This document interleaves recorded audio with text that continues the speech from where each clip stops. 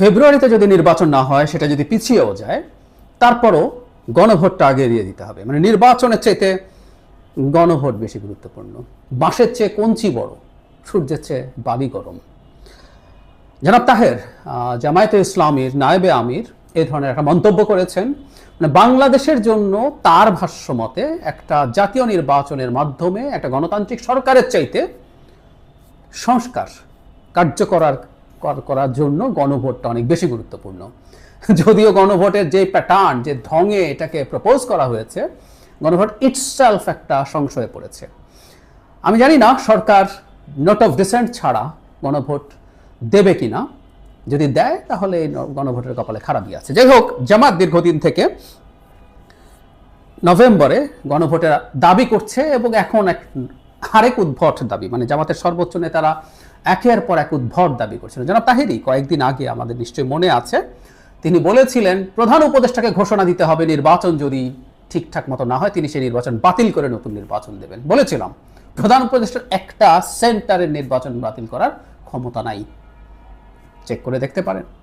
এই ক্ষমতা নতুন করে যদি দিতে চান আইন টাইন বানিয়ে, সেটাও সংবিধানের সাথে সাংঘর্ষিক হবে। এই বেসিক আন্ডারস্ট্যান্ডিং ছাড়াই এই ধরনের রেটরিক বলে যাচ্ছেন। যাই হোক, একটা প্রতিনিধি দল এসেছিল, তাদের সাথে বসার পর যে ব্রিফিং করেছেন জনাব তাহের, সেখানে তিনি বলছেন কোনো কারণে যদি জাতীয় নির্বাচন সঠিক সময়ে নাও হতে পারে, আমরা আশা করি সঠিক সময় ইনশাল্লাহ হবে। তখনও তো জুলাই সনদ তো আমাদের পাশ করতে হবে, মানে নির্বাচনটা সঠিক সময় হবে এটা বলছেন, কিন্তু যদি নাও হতে পারে।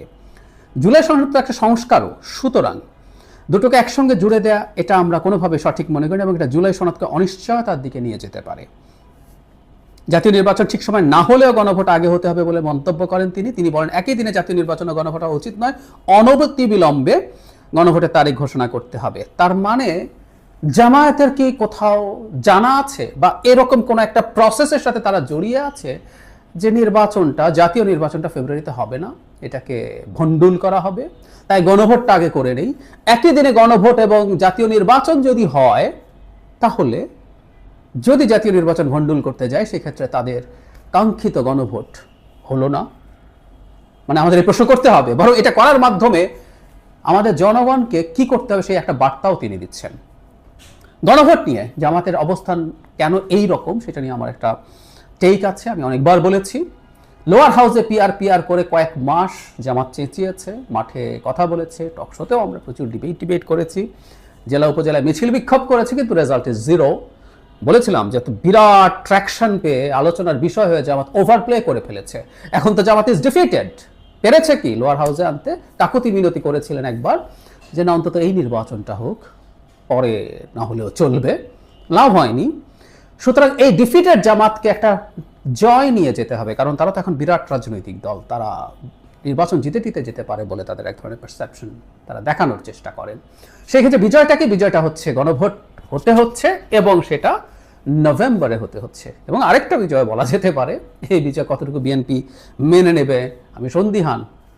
সেটা হচ্ছে গণভোটের নোট অফ ডিসেন্ট সরিয়ে দিতে হবে। সেটাও সুপারিশে অন্তত সেটা হয়েছে, সরকার এখনো ঘোষণা দেয়নি গণভোটে সেটা কিভাবে যেতে পারে। ফলে জামাতের এই অবস্থান নেওয়া হচ্ছে। কিন্তু যে কথাটা বারবার বলছি, এটা বলার মাধ্যমে একটা মারাত্মক সংশয় তৈরি করা হয়েছে। আমরা একটু সরিয়ে রাখি, বাংলাদেশের শেখ হাসিনা পতনের পর আমরা যদি একটা বেছে নিতে হয়, ইনফ্যাক্ট আমরা সবাই মানে আমরা যারা একটু বুঝি, একটু পড়াশোনা আছে, দেশ দুনিয়ার খোঁজ খবর রাখি, শিক্ষিত শুধু না সচেতন মানুষও, তারা সংস্কার ব্যাপারটার গুরুত্ব বোঝেন। এই সংস্কারের গুরুত্ব দেশের আপামর জনসাধারণের মেজর অংশ বোঝে না, এবং যারা দাবি করে তারাও বোঝেন কিনা জানি না। জামাতে ইসলামী বলছেন পিআর হলে নাকি নিয়োগ মানে মনোনয়ন বাণিজ্য বন্ধ হবে। ব্যাখ্যা করছি না, অনেকবার ব্যাখ্যা করেছি। মনোনয়ন বাণিজ্য এখন যা আছে তার কয়েক গুণ হবে। আমি জামাতের লোকজনকে সামনে বসে চ্যালেঞ্জ করে দেখেছি, তারা এটা জবাব দিতে পারেনি। তো ওনারাও বোঝেন কিনা আমি আসলে সেটাই সন্দিহান। একটা আওয়াজ দিতে হয়, তাই আওয়াজ দিচ্ছেন। যাই হোক, সংস্কার এবং নির্বাচন দুটোই একটা শ্রেণী চেয়েছে, বিশেষ করে যাদের সোশ্যাল ক্যাপিটাল আছে, সিভিল সোসাইটি চেয়েছে, এডুকেটেড কনসাস সিটিজেনরা চেয়েছে, এটা ফ্যাক্ট।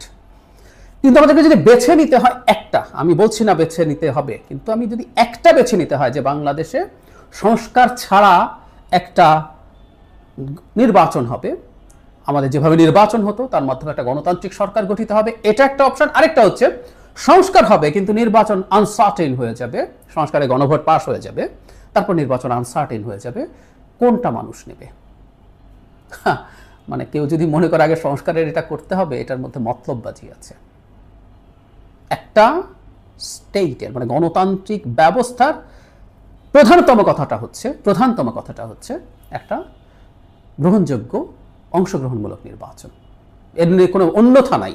এই সংস্কারগুলো ছাড়া তো আমরা গণতান্ত্রিক ব্যবস্থায় মোটামুটি কিছুদিন চলেছিলাম, এমনকি দীর্ঘদিন গণতান্ত্রিক ব্যবস্থায় চলছে ভারতেও আমাদের প্রস্তাবিত অনেক সংস্কার ভারতের কনস্টিটিউশন বা আইনের মধ্যে নাই। ওরা কি চলতে পারছে না? অন্য আলাপ আরেকদিন করব, সবসময় করি, আবারও করব। সংস্কার করে ফেললে বিরাট গণতান্ত্রিক দেশ হয়ে যায়, এটা যারা মনে করেন, এটা রোল প্লে করে ফর শিওর, এটা করতেও হবে, ঠিক আছে, কিন্তু এটা করে ফেললে সব কাজ শেষ, গণতন্ত্র নিশ্চিদ্র হয়ে গেল, এটা যারা মনে করেন তাদের খুব কম ধারণা আছে কিভাবে ডেমোক্রেটিক সিস্টেম বা প্রসেস কাজ করে। যাই হোক, প্রধান কাজ হচ্ছে আসলে একটা নির্বাচন হওয়া, একটা বেছে নিতে হলে, কিন্তু সেটা করছেন না। সংস্কার হলো, নির্বাচন পিছিয়ে দিলাম, এরপর এই সরকারে খেয়ে আসলো, ডক্টর ইউনূস থাকলেন না, আরেকটা সরকার হলো, আরেকটা অন্তর্বর্তী সরকার দাঁড়ালো, সেটার কোনো সীমা পরিসীমা নেই, আরেকটা ১/১১ ঘটলো, বা সরাসরি মিলিটারি ইন্টারভেনশন হলো, একটা গৃহযুদ্ধ শুরু হয়ে গেল, আমরা তখন সংস্কার ধুয়ে পানি খাবো। এইরকম স্টুপিড আইডিয়া আমাদের সামনে আনা হচ্ছে জামায়াতের পক্ষ থেকে। যেহেতু তারা নভেম্বরে গণভোট করতে, এবং ওই যে বলছি লোয়ার হাউসের পিয়ারের মতো ওভারপ্লে করছেন, ওভারপ্লে করতে করতে যেটা হয়, ফিরে আসা যায় না। আমি একটা মেটাফোর দিচ্ছিলাম, ছোটবেলায় যখন কাঁদতে শুরু করতাম, কান্না থামানো ইজ রিস্কি, প্রবলেম্যাটিক।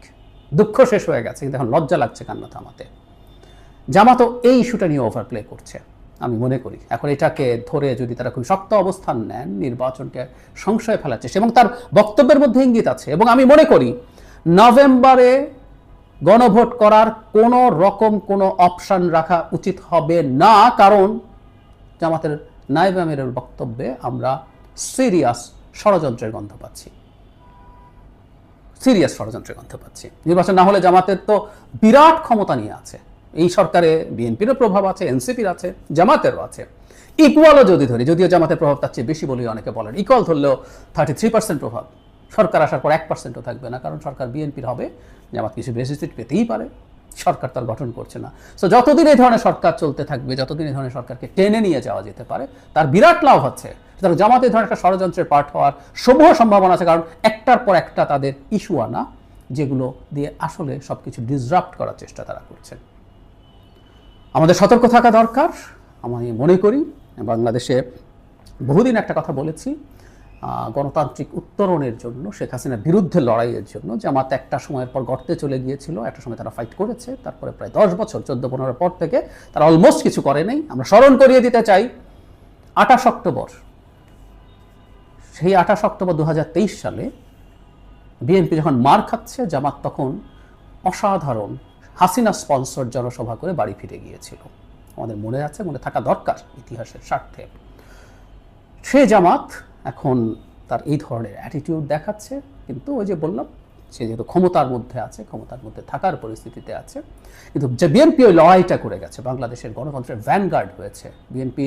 5 আগস্ট পরবর্তী সময়ে তার কর্মীরা, নেতারা অনেকে নানান রকম অনিয়মের সাথে জড়িয়েছেন, কোনো সন্দেহ নাই, কিন্তু এটা বাংলাদেশের মূল সংকট না। বাংলাদেশের মূল সংকট বাংলাদেশ একটা গণতান্ত্রিক নির্বাচনের মাধ্যমে গণতান্ত্রিক সরকার প্রতিষ্ঠিত হবে কিনা, সেটা মেজর প্রবলেম। এটা আমাদেরকে সিরিয়াসলি মনে রাখতে হবে। এবং এখনও বিএনপির বাংলাদেশের ডেমোক্রেটিক ট্রানজিশন পর্যন্ত গুরুত্বপূর্ণ রোল আছে, একই সাথে জনগণেরও এই ব্যাপারে অ্যালাইন থাকতে হবে। ওরা ক্ষমতায় আসার আগেই আমরা সমালোচনা করছি, বিএনপি যদি ক্ষমতায় যায় তখন আরও বেশি করবো, কারণ বহুদিন বলেছি যে বহু ক্ষেত্রে সে অ্যাডমিনিস্ট্রেটিভ স্টেপস নিতে পারে না, বহিষ্কার করতে পারে, কিন্তু যেদিন তার অ্যাডমিনিস্ট্রেটিভ স্টেপস নেওয়ার মতো সুযোগ হবে, ক্ষমতা হবে, সেদিন সে কী করছে সেটার জন্য বিএনপিকে জবাবদিহিতার মধ্যে আনতে হবে। কিন্তু এই মুহূর্তে এই দেশের গণতান্ত্রিক রূপান্তরের জন্য, গণতান্ত্রিক পন্থায় ফেরত যাওয়ার জন্য বিএনপিকে গুরুত্বপূর্ণ রোল প্লে করতে হবে বলে আমি মনে করি, কারণ চারদিকে আমি ষড়যন্ত্রের